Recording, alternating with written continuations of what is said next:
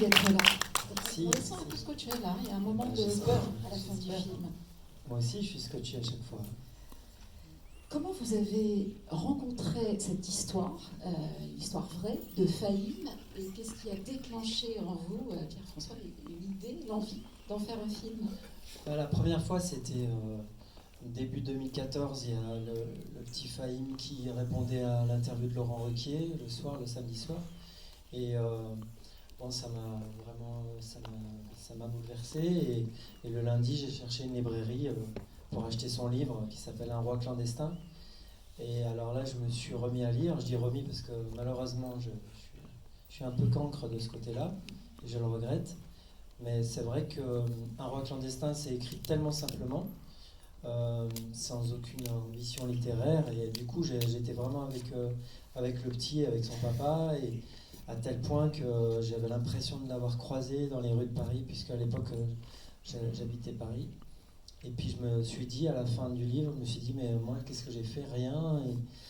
Et puis surtout, ça m'a éclairé, quoi. Je me suis dit, tous ces gens que je rencontre, parce que des Fahim, on en voit quand même beaucoup, je me suis jamais vraiment demandé, mais tout ce qu'ils avaient franchi comme, j'ai pas envie de dire étape, hein, maintenant que vous avez vu le film, mais tout ce qu'ils ont bravé, ils ont risqué leur vie, ils ont abandonné les leurs, leur pays. Et voilà, j'avais envie de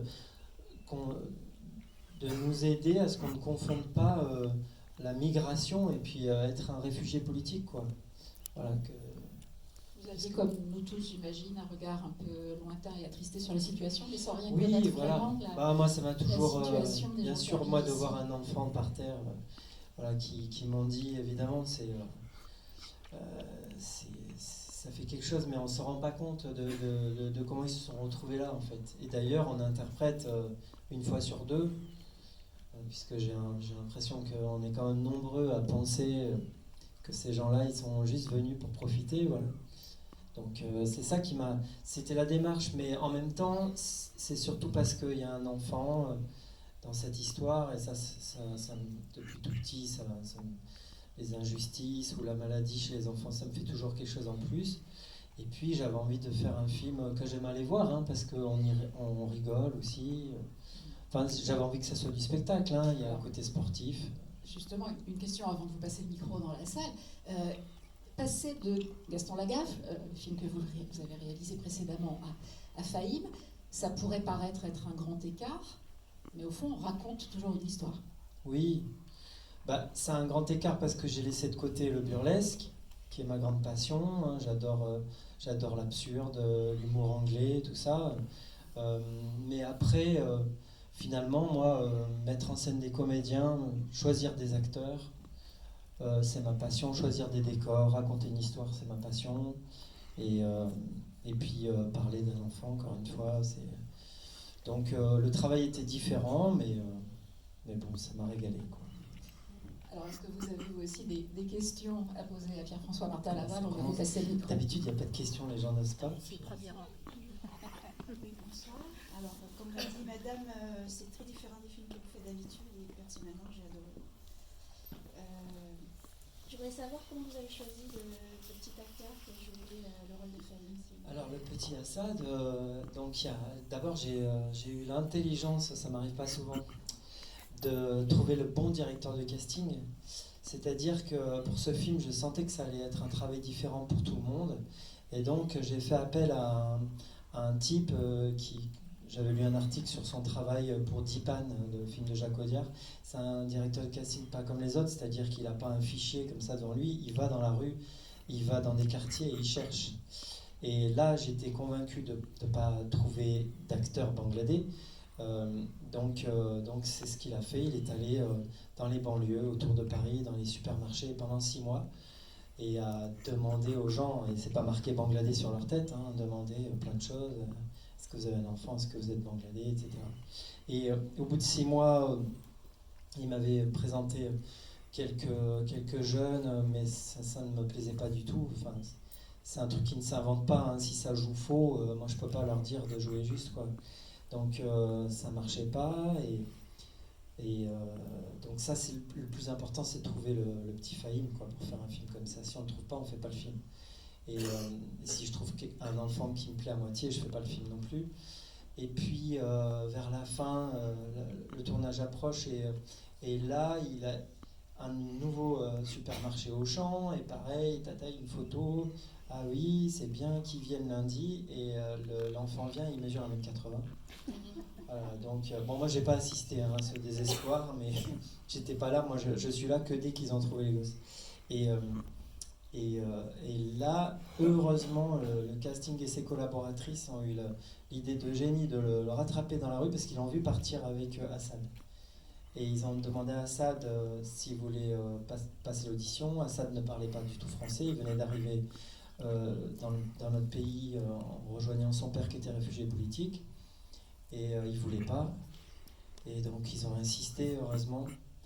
Et puis c'est son père je crois qu'ils ont appelé son père et c'est son père qui l'a un peu forcé à auditionner.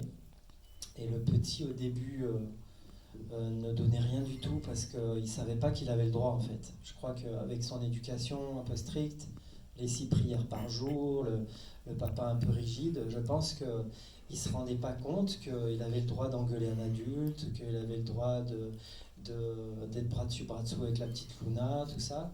Et donc ça, j'ai mis un temps fou à le comprendre parce qu'il me faisait rien. Et pourtant, je me disais, mais il y a quelque chose sous le capot, quoi. Je me disais, il y a quelque chose dans cet enfant qui a l'air incroyable.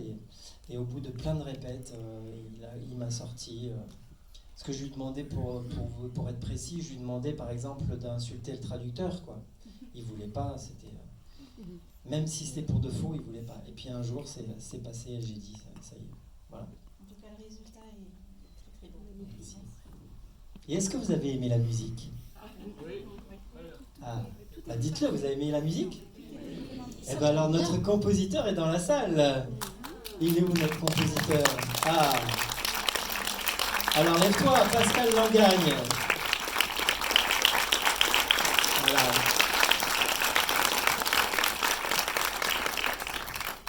Comment vous avez travaillé ensemble? Ah bah on va lui donner le micro, hein. Vous allez venir, Pascal? Ah bah on va lui donner le micro parce que c'est une chance, hein, parce que moi je fais 120 dates et il vient pas 120 fois. Hein.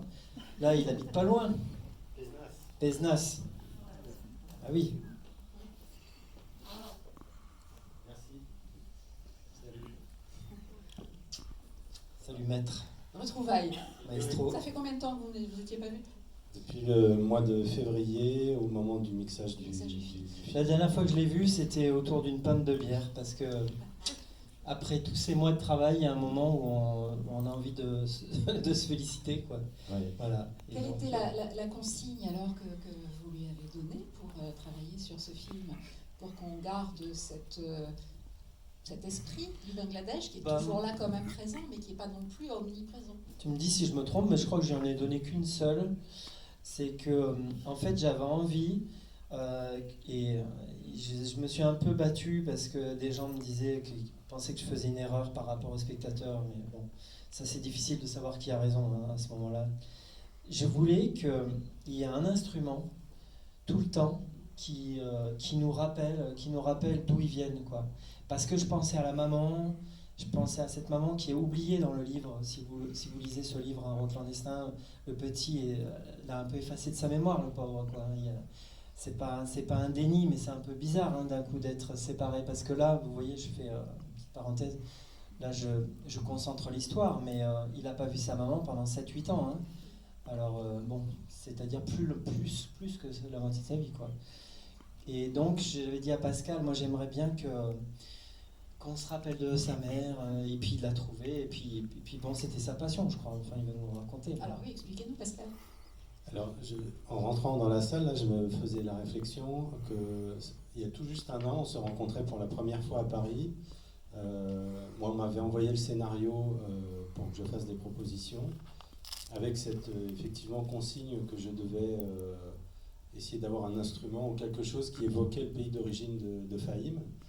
Et j'avais proposé 6 thèmes, je crois, et le dernier est celui qui se retrouve dans le film. Et l'instrument que j'avais choisi, c'est la flûte bansuri, qui est une flûte indienne, mais qui du coup rappelle un peu ses origines. Et c'est un instrument qui est très expressif, qui est un peu porteur de mélancolie. Et moi, la mélancolie, j'aime bien. Alors, parfois trop. Souvent, on me dit, t'es trop triste. Ça m'est arrivé une fois ou deux, je crois, d'ailleurs, sur le film. Ouais, c'est un peu...